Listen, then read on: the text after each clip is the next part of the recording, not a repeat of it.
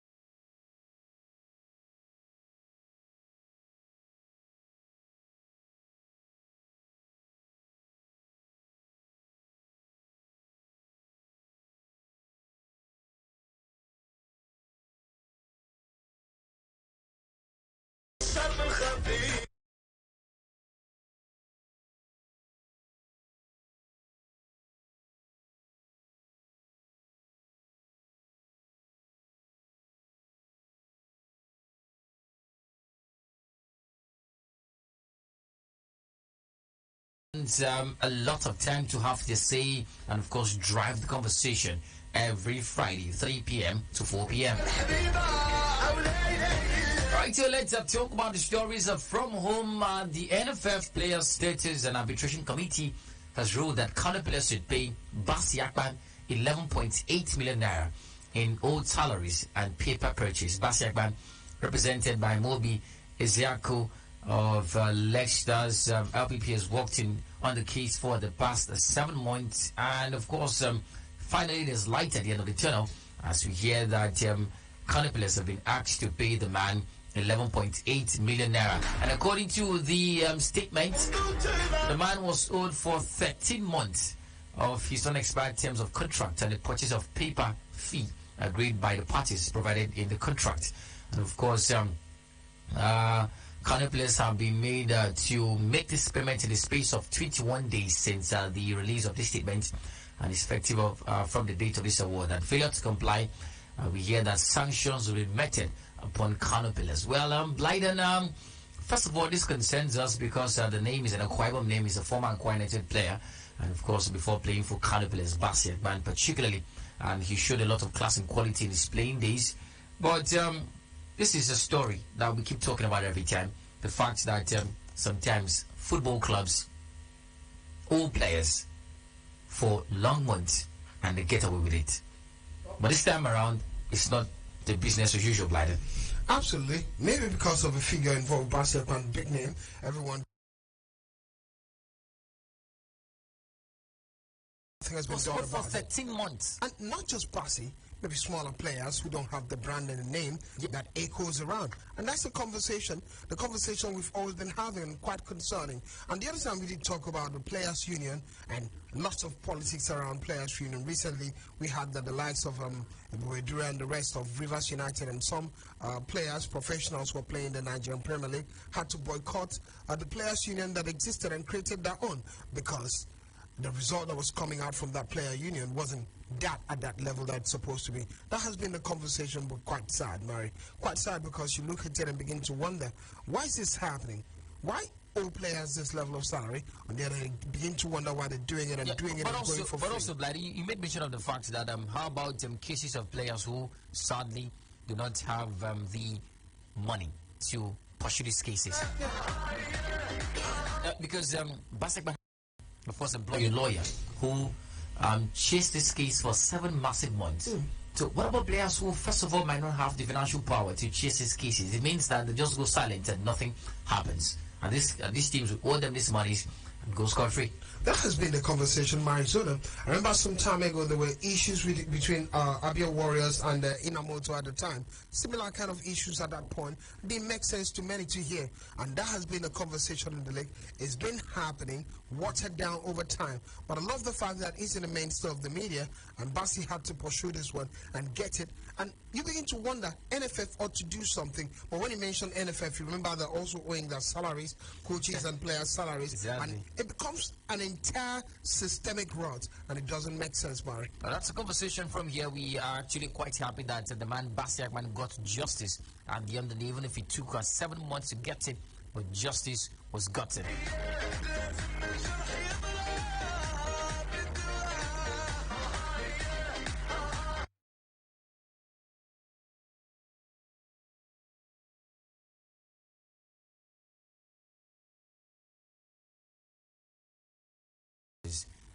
In Ghana, with the Nigerian Premier League on break, coaches wishing to hit Ghana for the CAF refresher coaching courses would pay as much as 286,000 naira for the program.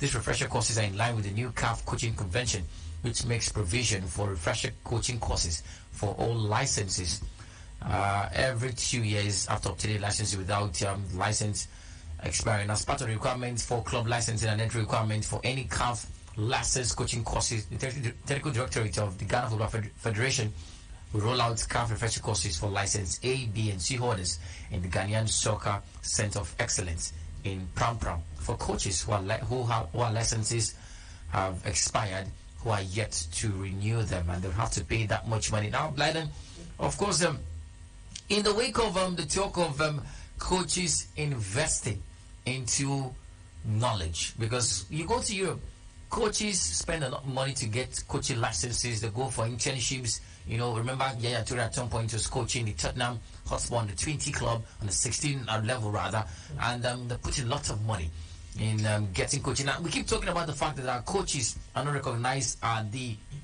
world stage, and that's some people say that's mainly due to the fact that bulk of them do not have the UEFA licenses or the FIFA Pro licenses, which cost a lot of money. They're asked to pay 286,000 naira, you know, to get CAF refresher courses. Makes sense, right?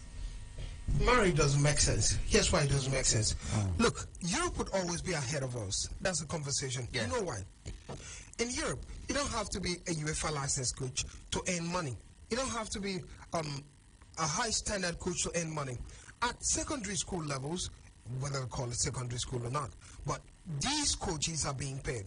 And put that side by side with Nigeria. That's a refresher course, Murray. It's not just a license. Yeah. And it costs 280,000 naira. In 86. Ghana, 86,000 naira in Ghana. Look, Murray, to get a CAF license, you know how much it might cost you. Yeah. It might cost you close to 2 million naira. Now, we're also saying this in line with the exchange rates, because this is actually the cost of this in Ghanaian cities is 4,000 Ghanaian cities. Yeah. Right? You know, but convert that to naira, it's 286,000 naira, 444. 280,444 naira. So, And you've not factored in the accommodation, transportation, and the rest of the matters. And all of that. So the price to become a top coach in Ford, you know, is quite expensive, especially when you're in Nigeria. Well, it's very unfortunate there for those coaches. I think I don't even know what to say now. 4,000 Ghanaian cedis is 286,000 naira. Man, that's a lot. I don't think anybody would want to pay that just for a course. It's a course, not a license, or I don't even know a badge. It's just a course. So I think it's going to be very difficult for these guys to cough out those sum of money to pay just for a course. So I think I don't know, there should be some sort of subsidy for the referees. I don't know, the government is good at handing out subsidies, so they should do something about that for them. Mary, let me add something. What we're talking about, the problem with a football and the growth of football is quite systemic. Here's why. With this amount of money, naturally it shouldn't be a problem if many coaches are earning money. Yeah. That's the conversation. Earning good money and not being owed salaries. All right, let's talk about just earning some money first. Before you talk about good money. Here's the biggest problem now, Murray. Now, the people who have the money, to pay for these licenses and occupy coaching spots in the country are not actually talented coaches.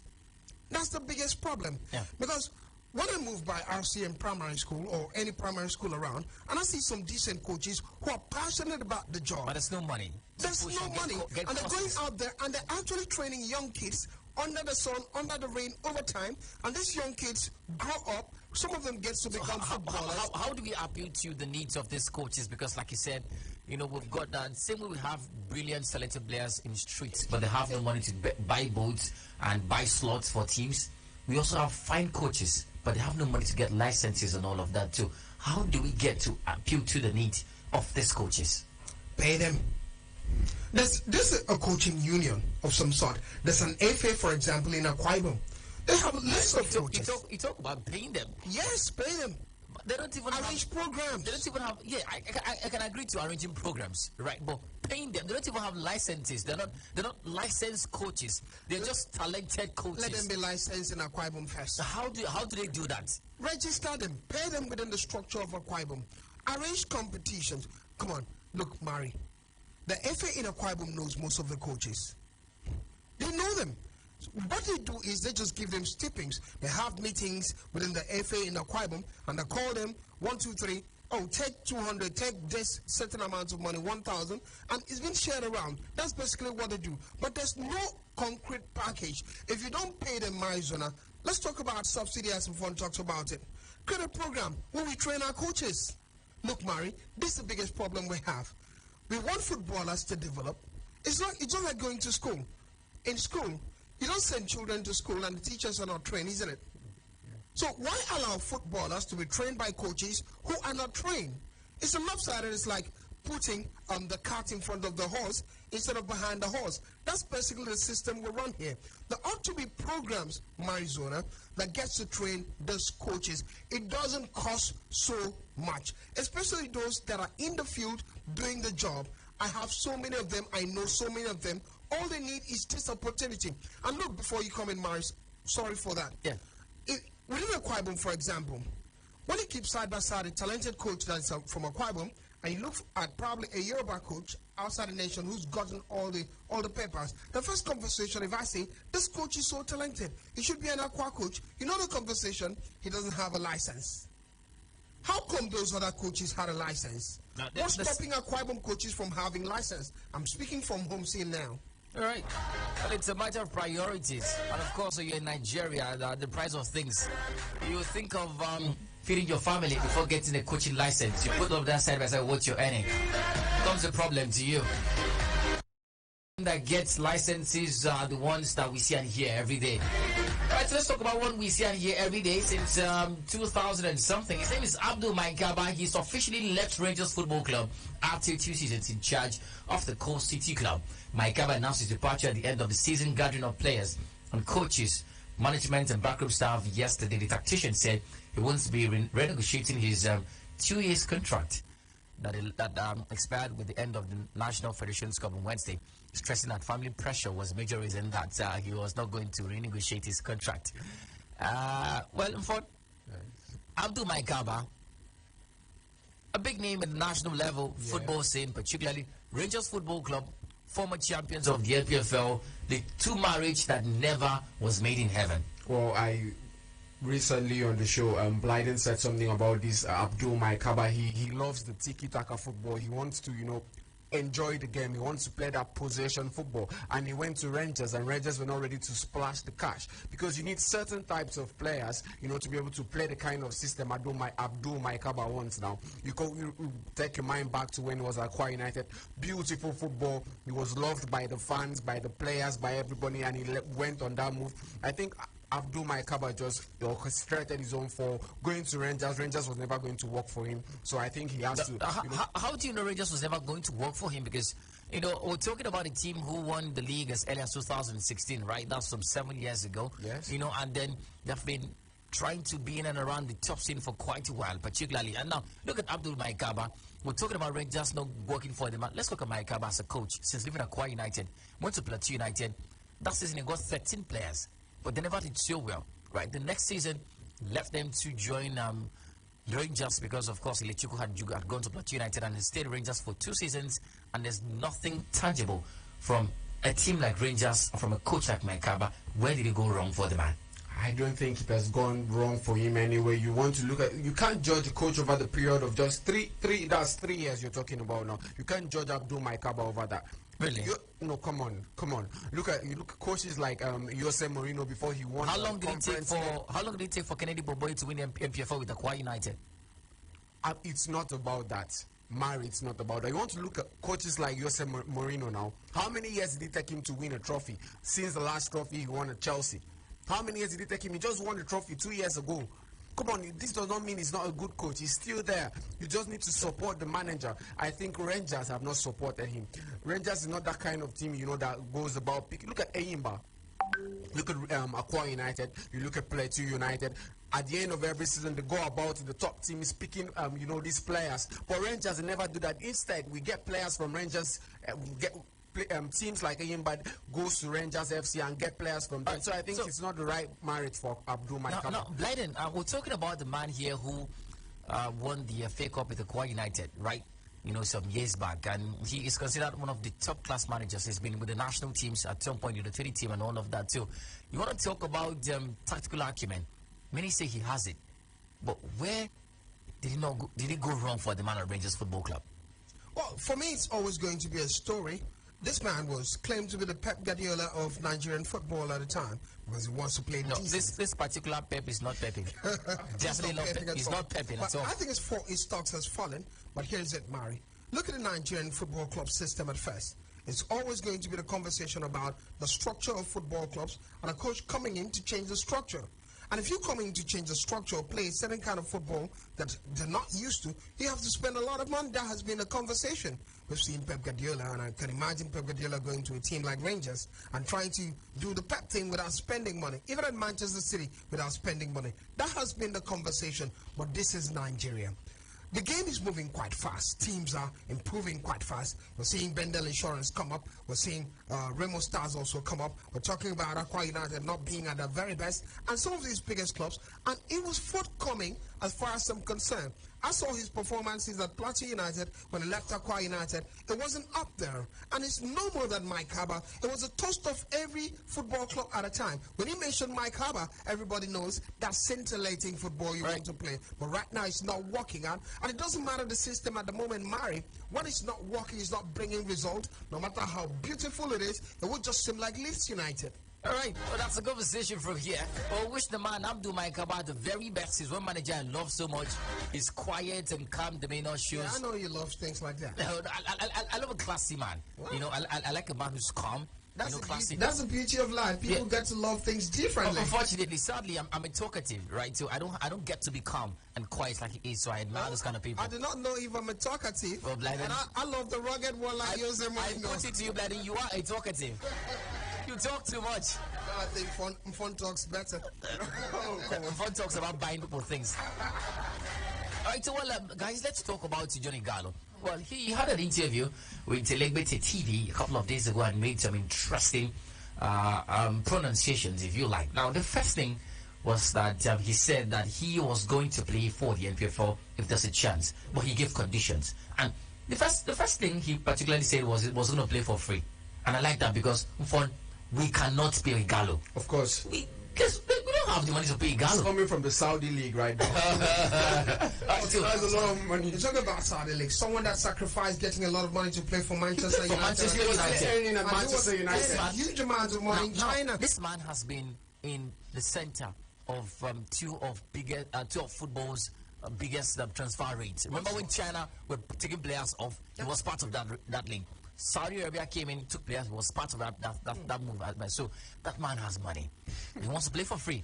But the conditions are security, good coverage, and better officiating. Now, I'm going to start with you. These things, the thing Igalo is saying, these conditions are things that are supposed to be normal. Everyday things. They are basic amenities that a working football league should have. But right now, it's so sad that it's something that's of a condition before a player comes in. Place that side by side with the fact that imagine if Igalo comes to the NPFL, the marketing, the eyes that would come towards us and the attention we get, the promotion and all of that. So take us through how sad it is that we can't even guarantee security, good coverage, and better officiating so we can attract better players. Well, like you said, it's supposed to be a normalcy. A football league needs to have those three things you just mentioned. You talk about coverage, and I look at the Saudi Arabia League. People call it the Camel League, but it has more coverage than the Nigerian football league. You want to compare Saudi Arabia and Nigeria? No, we are not comparing now. You can't even compare Egypt with Nigeria. You can't even compare South Africa with Nigeria. You can't even compare Ghana with Nigeria right now. You look at the likes of Aduana Stars at Ghana. They're doing a fantastic job. Good coverage. I watched their games. Yeah. But you can't. Oh, you watch their games? Come on. You can't find games about Akwa United on TV. How do you get to even follow them? So I think Odion Ighalo, it is a very welcome development for him. He's actually telling us the truth, because I for one, I'm finding it hard to believe that. But if he wants to come for free, we've had Ahmed Musa before, came here one season, played for Kano Pillars. He did a great job, a fantastic job there. But I think we need more players like this coming back home. I think we had F.A. Ambrose at the point coming back to the Nigerian league. Yeah, we had Juwon Oshaniwa play for Akwa United at some point. But now let's talk about something else, Blyden. We keep crying and wailing for ex-internationals, established players abroad, to come back to the NPFL in quote, to improve and develop our league, right? But the league is not even developed to the extent that would attract these players to come in. Like you said, Ghana, Asamoah Gyan played in Ghana after traveling the whole world. He played, the last club player was Legon Cities in Ghana. Suley Montari, who played for Inter Milan, played in Italy, played in Ghana as well, right? We're talking about top players. Djibouti had Alex Song. Yeah, they had Song play there. So how do we get to make our league attractive for these players to look and say, well, I can come back to Nigeria and play football in an NPFL club? Well, two things for me. First of all, we have to talk about the security state of these players. The things Ighalo mentioned. Yeah. Yeah. I quite did respect what Rashidi Yekini did, of blessed memory, when he returned home and played for Ibadan side. It's been the conversation, but we have to look at the safety of the players. Ahmed Musa had been around for a while. Nothing happened to Ahmed. Played for Kano Pillars. I think Nigeria is safe. But on the other hand, club sides and the states ought to protect these players when they come home. Because look, I want to see superstars when they return. I would have loved to see John Obi Mikel return the Nigerian scene. I would have loved to see Vincent Zanyama come back to Akwa United to play. But it's not really happened. There's no traction. And one of the biggest traction after that safety should be the fact that it's on TV. It makes a lot of media sense. That's what we ought to see. I love the fact that it's not all doom Arizona. The IMC have been doing quite well. Odion did mention about better officiating, and I think last season we saw better officiating. But the conversation I loved the most when Odion Ighalo was talking about this wasn't about Nigerian league. It was all about, what I loved the most was all about a comparison between China and Saudi Arabia, and I did love the gist, man. Well, we're not going to go into that. Yeah. Let's let the man make his money. All right, so that's a conversation from you. Let's take our first batch of calls here. 090-2223-1011 and 0817-624-8565. What do you think the NPFL should do to make our league attractive enough to attract Nigerian players who have played their trade in the abroad?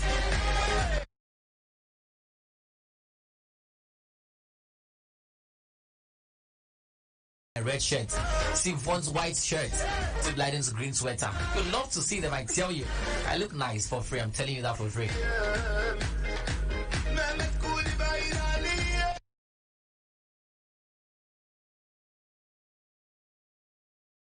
On 0817-624-8565. The phone lines officially open. Good afternoon.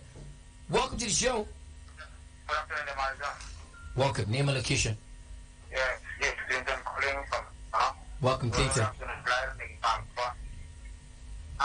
Marisa, I want to say that Odion Ighalo coming back to the Nigerian Professional League is a very great one, but I don't see the league in this condition because can't pay players and they will not be able to pay him, and the officiating is too bad. Everything is too bad. The match are not being scheduled in easy, and people don't even knowing much about the league. Other countries don't know much about our own league. So there is a need for us to improve it, like watching it on dailies, people know about it. Then I think that is one of those ways we can improve our league so that other. All right. Thank you. very much for talking to us. Good afternoon. Victor. Good afternoon, Emmanuel. I think Victor is in a gate. Welcome, Victor. Yeah, good afternoon, Emmanuel. It's a great weekend to be talking football once again. Absolutely. Let me say that the first match, though I am not watching it, but the Ghana and what has been put in place are sure that we really expect to have a greater moment in that competition, and the players are participating. So let me wish all the team all the best. Let me say for John Julie Carlo, him say that the league supposed to be a nice one here in Nigeria, making it a standard.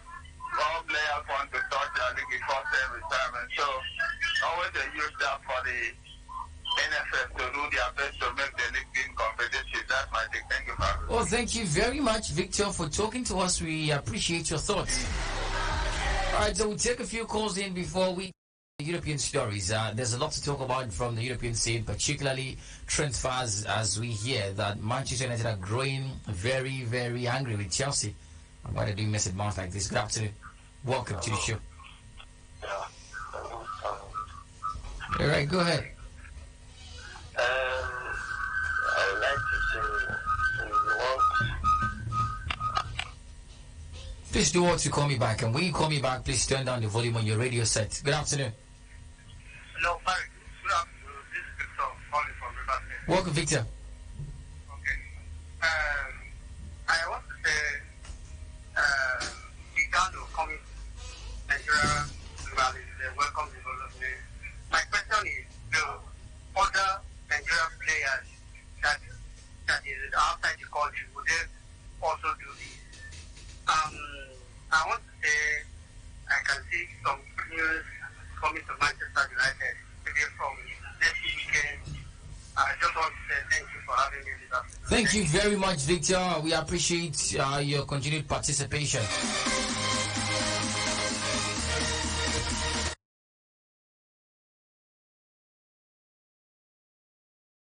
Ghana. Happy weekend to you, Top Ghana. Hey, happy birthday to Arsenal legend, Patrick Vieira, the Invisible, and Mr. Shizo, the legend. Man, it's about starting moving to Juventus. The back of Pepe will be a big thing.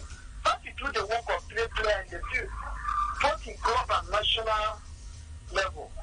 Remember how he single-handedly removed Nigeria for last World Cup qualifier? That's making Mikel Arteta overuse him. Thank you for having me. Well, thank you very much, Top Ghana, for talking to us. Good afternoon. Welcome to the show. Hello, good afternoon, Mary. Welcome, Godwin. Yes, sir. This is Mary. Good afternoon. Good afternoon, yes. Good afternoon. From Ibiakura. Please, Mary, I'm Nine and others. Please, I just want to say that I'm so excited. I'm over glad that I hear that Justice have played for Akwa Ibom Born, I think by name Bank. The court has decided that his team should pay him his unpaid salary, whether or as state or whatever, 11 million something. I think that's true. Yes. Yeah, I'm so glad. It's a good thing. And I want to say that if I ask, is it one of Japan who was a goalkeeper in Nigerian team? Yeah, I think so. Okay. Oh, that's a good thing. That's a good thing. I really appreciate that. Thank you. That's my thing. Well, thank you very much, Victor. Not Victor right now. Godwin, for talking to us. We take this call and do transfers. Good afternoon. Welcome. Thank you. Good afternoon. Happy weekend, Mary. Good afternoon. And happy weekend to Blandon and other guys in the studio. My name is Gideon Rastibo. I want to talk about the issue of Johnny Gallo coming back to Nigeria to play for one of the teams in Nigeria. I think it's the rest of the development that the project is good. The same all that Nigeria has, and they use their money to develop their countries to all the support of developing their needs that attract so many legends in that very country. I think the government of Nigeria should actually develop Nigeria, secure this country, and make it beautiful for even others from Europe. All right. To have the nation of Nigeria to play.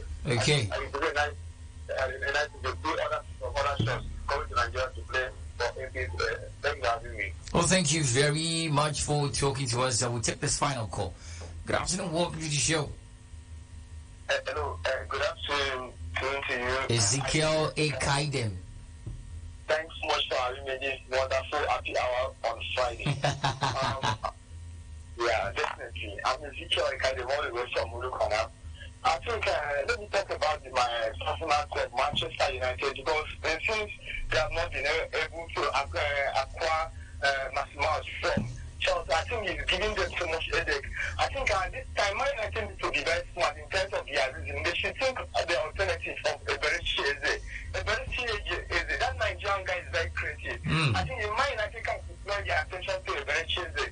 The combination of Eberechi Eze, Bruno Fernandes and Casemiro will give them an amazing goal over up front there for us. All right. And probably Thank you. Eberechi Eze, you can contribution and his assist. He has been one of the most outstanding players. So Thank you. Man United should not put their money balls on Martin Mount. Already we have Martin Greenwood. Martin Greenwood. No more Mason. Thank you very much. I didn't say you have Mason Greenwood. You don't need Mason Mount. Facebook live feed before we talk about trade fast. Pacifico Dorcas says watching all the way from Asaba, Delta State. I believe my beloved Chelsea will do well next season. Udeme Jackson says God bless you, or God bless you too, Udeme. Joshua, next season Chelsea will finish in the top four and will return to the Champions League. Maybe I can see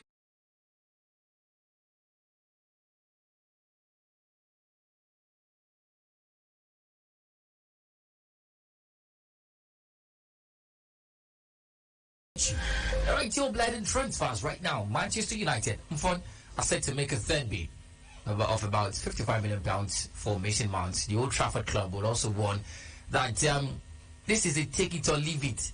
If you don't get this one, I know they come again. Now, Chelsea are thought to value Mount at £70 million. However, United feel the figure is excessive as Mount only has a year left on his contract. And of course, talks about an extension have stalled. United already had made bids of £40 million and £50 million for Mount, but it was rejected by Chelsea. Now they're adding £5 million to the second bid. That's £55 million. Good enough for Chelsea. Well, I think it's very ironic. If you want to look at it, Manchester United came out at the beginning of the transfer window, at the start of the transfer window. They came out to say they are not going to, be playing hardball. They're not going to be involved with playing hardball with any team right now. And now Chelsea is using them to play hardball. So I think it's very funny. But you want to look at Mason Mount, a player of his quality. I think he's worth that £70 million, I must tell you. But you want to look at the business aspect of it. He has just 1 year left on his contract. He's running down his contract. I think £55 million is very okay for a player with just 1 year left on his contract. Right, Theo Blind, we understand his English, and we understand the seeming unnecessary bloated hype around English players. Both of them really average, right? But £70 million for a player who barely played 20 games for Chelsea last season, was down through injuries almost all season, and of course that's just when he left his contract. We barely talk about value of players lately because the market is inflated. But come on, £70 million for Mason Mount for a Chelsea team that couldn't qualify for anything last season doesn't make any sense. Well, he's young. That's a conversation. The only point would be that he's got 1 year left on his contract. So Manchester United saying to Chelsea now, if you don't take this money, guess what could happen? Next season it might just still come for free. You might wait and he comes for free. That's a conversation. But typical of business, you negotiate and negotiating. We saw it happen. We can have a similar story. At some point, Arsenal say, oh, take this, and say, no, we're not taking. It's a conversation at the moment. I think Chelsea, from my standpoint, will be looking forward to maybe an extra $5 million to get him 60, and he's over to Manchester United. Now, from a United perspective, now I understand that you've got a transfer target, but it's also something called Plan Bs. Like in kind of talked about, United should have Plan Bs just in case this deal don't go through. A very cheesy, not a viable Plan B for you, Yvonne. Well, I think the man has just been around for a couple seasons now, just last season and this season. I don't think he's ready for a club like Manchester United. You're talking about the pressure of Old Trafford. I don't think Eberechi Eze is ready for that. I should just stay at Crystal Palace, try to develop more under the coach there, the new coach that will be coming in. So I don't know. I don't think Eze is ready for Manchester United right now. Lennon, what other experience does Eze need to become top? He's 24, same age as Mason Mount. Well, we saw Conor Gallagher at Crystal Palace, all bloating and exciting. We saw Conor Gallagher at Chelsea. This was playing for... Eberechi has no chance of succeeding at Manchester United. No, I'm not saying so, but the pressure is totally different at Manchester United at the moment. Eberechi is at this point doesn't need that level of pressure. I think he's doing quite fine. At 24? Well, the question would be, when did he come out to be such an important player? Last season we saw the struggles with a different manager until the next manager came, but nobody doubts the talent of Eberechi. Everyone saw it even at championship level with Cupera, quite talented, but it's been the conversation. He's had his first cap with England, needs time to develop. Maybe after one more season, if he keeps that pace, understands the pressure, it would be a different story. But moving to Manchester United now, Coman is something. Right, Mason Mount's standpoint, he's had how many caps with England? He's played for them for a while. Let's see how it goes. I do not even think Mason Mount would be such a success at Manchester United if he goes there. All right, so that's a conversation for tomorrow. But the Eberechi is a wait to 39, according to Blyden and Fonitina. All right, so let's talk about the Manchester City attacker, attacking midfielder Bernardo Silva is targeted for Saudi Pro League Al Hilal, and of course the table £200 million a year for this man if he joins. Now, in the wake of the serious transfer stories, I wanted to keep this gist for September when the transfer window closes, but I think I should talk about it. The impact of the Saudis in the transfer market this season. They're very serious. When they got Ronaldo in January, we thought that it was going to be a fluke, but they got a lot more serious. Got Benzema, they've got Kante right now. Koulibaly's going there, Ziyech's going there. Robert Neves, 26 years of age, went there for £55 million. Now Bernardo Silva, and they're offering big money. Right. This might just be an interesting story. Talk to us about the impact that the Saudis are bringing to the transfer market right now, Blyden, from a business perspective. Well, I'll try to do. Just balance the two things together. But here's the thing, Mari. When they were doing deals for Cristiano Ronaldo, it sounded okay normal. Cristiano Ronaldo's past his prime. And they went to Chelsea, did some scavenging around Chelsea with some of the biggest stars there. And like, oh, it's okay. Until it happened with Bernardo Silva. And the whole footballing world in Europe, everyone is asking the question, come on, Bernardo Silva. You know why? Because he's at his peak at the moment. And at this point, no one would believe Bernardo Silva would want to leave Manchester City. And PSG also on the radar. But it's a conversation of the Saudi. Mari, when Saudi comes, everyone should be scared. What exactly is the intention of the Saudis? Well, it's there, it's clear. They've come out to say they want to develop the league, you know, get young stars more involved. When you have stars like Cristiano Ronaldo playing in your league, you have the likes of, they're in talks for Riyad Mahrez now. I hear they're in talks for Riyad Mahrez. Robert Neves coming there, they're in talks for Marcelo Brozovic. I think when you have this kind of players in your league, you'll be encouraged. Now, we've seen this movie play out before at China. No, China did not go this way. China will get in players like Johnny Gallo, players that I don't even know the players China got Oscar in his prime. That was just the only young player they got. Gyan. They got Gyan. Right? He played at China? China got... Gyan went to Saudi. China got Yannick Carrasco in his prime. Yannick Carrasco is not that player. Really? He's not that player. He's not that man. Here's a conversation of what the Saudis are looking at. Yeah. When you look at football at China and football in Saudi, it's a different level. Last World Cup, we saw Saudi beat Argentina at the World Cup. That's such a solid side. They're hoping to host the World Cup 2013. That's the conversation. And they're trying to see how to promote the league. And the beauty about Saudi League, one of the conversations I said, I learned from Odion Gallo, in China, a team will only have the highest number of foreigners. Whether they're superstars or not, it's four in a team. Yeah. But in Saudi Arabia, it's 8 now. Yeah. Before it was 7. Yeah. And it makes a lot of sense. And they're not just bringing ordinary foreigners, they're bringing superstars. Let's do a prognosis, Blyden. Let's do a prognosis, Blyden. Do you think that they would achieve their aim of developing their football? Now, the indices to measure development of football, right? The quality of the gameplay, facilities. The facilities, yeah, they've got facilities. The quality of gameplay, the attraction, you know, of more and more players, right? That's what, apart from money, what other attraction would the Saudi League, you know, afford to players who want to come play for that team? And of course, their performance at other competitions like the Asian Super League, or maybe the performance of the Saudi national team and international tournaments. Do you think that with what they're doing, you'll achieve these aims and develop football with these indices? Yeah, I think there's massive improvement in Saudi. Just a few moments we've seen, starting from Cristiano Ronaldo joining them. There's been massive improvement in the Saudi Pro League. Here's where it starts from, Murray. The first question we have, do they have homegrown players that have some quality? Yes, they have. So if you already have this quality in Saudi League, look at what they did at the World Cup. It therefore means that when these professionals join them, there's inspiration, there's motivation, there's growth, there's more competition. That's the conversation. And come on, when there's more money, there's more traction. And now they're getting into the mainstream of the media. The television has huge power. It therefore means that more players, why do players go to the English Premier League? It's not about money, it's about competition and the very fact that you're seen on TV. Everybody knows about you, it's quite popular. And then guess what's happened? More funding, no more sponsorship, and money comes in even more. There's a possibility that would leave Premier League and watch the Saudi Pro League ever in the future. I don't think so. I don't think so. The English Premier League has been around and is still going to stay around. It has been consistently beating the other leagues from Europe. What if they pack everybody to Saudi Arabia? They can't pack everybody to Saudi Arabia. You think so? They can't. Well, I wouldn't want to think they can pack everybody, but already we're seeing a gap. As I talked about, especially in football. Bloody, they have Ronaldo. They have Benzema. You almost got Messi. They almost got Messi. Mari, you're not saying it well. You're not saying it well. They have a 5-time Ballon d'Or winner. They have the current Ballon d'Or winner in Saudi League. Europe does not have a Ballon d'Or winner yet. They have a World Cup winner in N'Golo Kante. What are we talking about?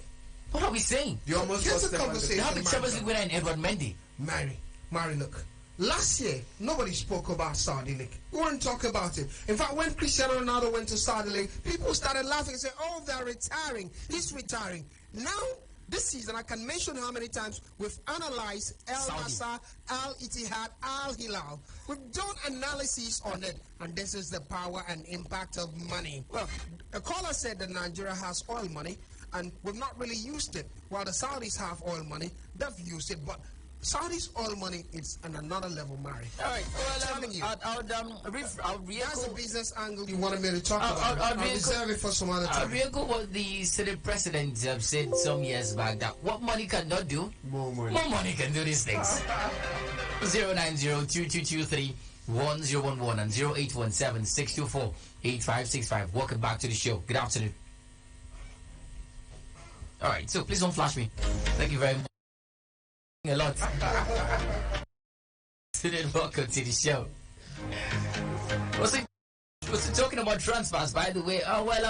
That thing that Manchester City used to do, are still doing, Chelsea have started it. American owners of Chelsea Football Club have now begun their multi-club model. They want to buy off different clubs in different leagues to form like a consortium of a sort. Of different teams, and they started it. They bought off Strasbourg for £65 million, and according to Todd Boehly, this would help in improving the league.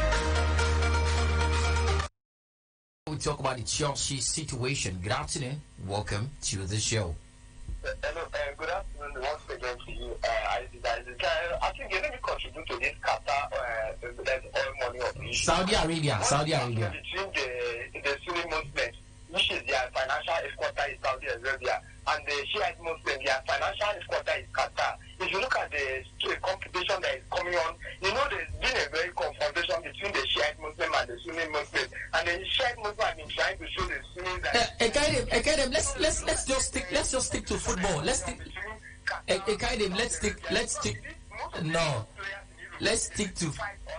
stick to football. No.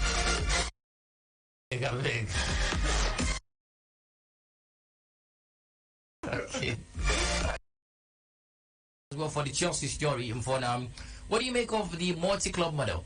But by the way, Chelsea owner Todd Boehly says that buying off Strasbourg is going to improve the first team, the academy. He's going to continue the project implemented by Mark Keller, the chairman of the club, and of course the other things he's going to do, and this will help young players to be able to move around and of course gain experience. What do you make of this story and this direction for Chelsea?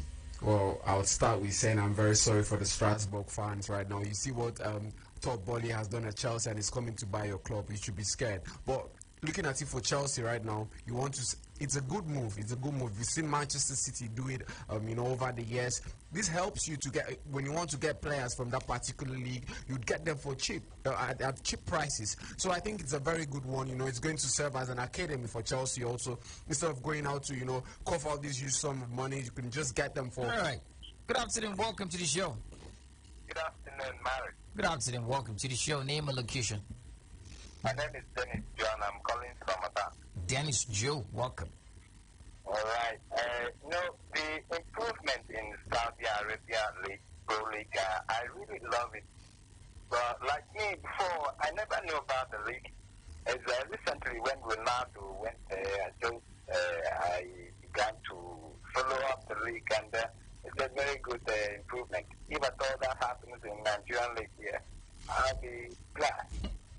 Thank you very much. Just imagine Rivers United bidding for. There's nobody on my mind. That's how impossible it is. But no disrespect to the NPFL. That level. But no, make we choose some more, fix the basic issues before we talk about bidding for Mbappe or Maguire. Good afternoon. Welcome to the show. Hello, good afternoon, Mary. Yeah. Name and location. Good afternoon, Danny. My name is John Chikan, All right, go ahead. Look, I want to talk about Ijan. I mean, Ijan was coming down to play in the NFL, in the market and the room. But the situation is, will the league afford it in terms of security, in terms of in terms of allowances? No, he said categorically that he wants to play for free. That's what he said. All right, so let's talk about transfers. Blyden. Now, last season, last transfer window, the winter and the summer transfer window, the Arsenal fans were willing and crying. Barca hijacked Rafinha from us. Chelsea hijacked Mikel Modric. Now, Arsenal have got a chance of signing Declan Rice. They are dragging foot. Now, Manchester City are inches close. As a matter of fact, according to odds, they've got a 63% chance of signing Declan Rice over Arsenal. That means they're in a better position to sign Rice over Arsenal. And if this guy goes to City, they'll start crying again. You have a chance to sign this man, you're not signing him. Mari, on the lighter note, I heard someone say that rice is not very expensive in Nigeria. No. But I don't know why rice is quite expensive in England.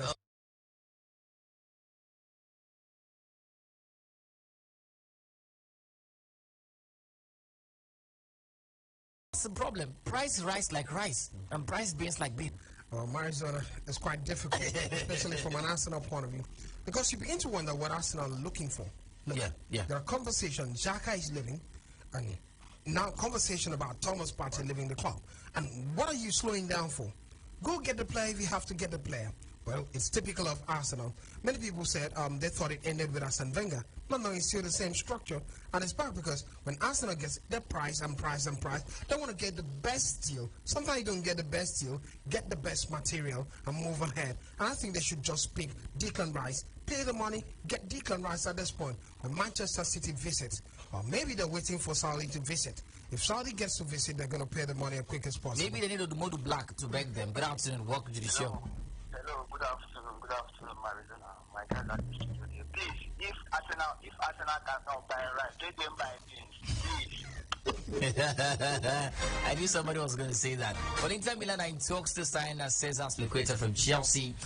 Now, Blyden, Andre Onana is a conversation as well.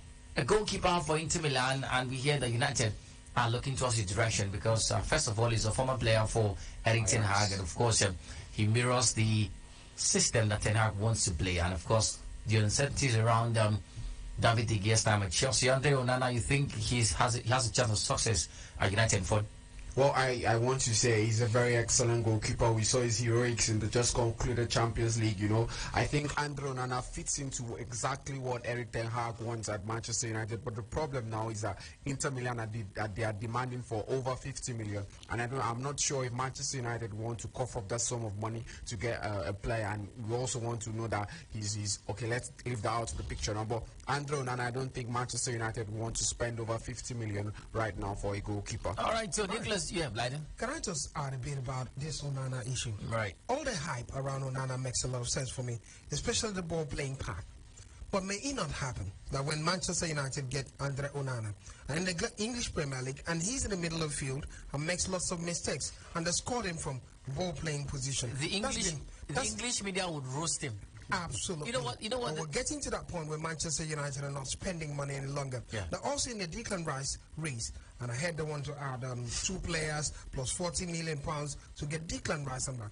This is not the Manchester United I used to know. Now, we're waiting for the takeover to happen. Who knows when the takeover will happen? And now they're slowing down in the market because they also have to sell, and they're still uncertain about the position of Vioda Mason Greenwood. That's conversation. Well, I saw pictures today of the man training.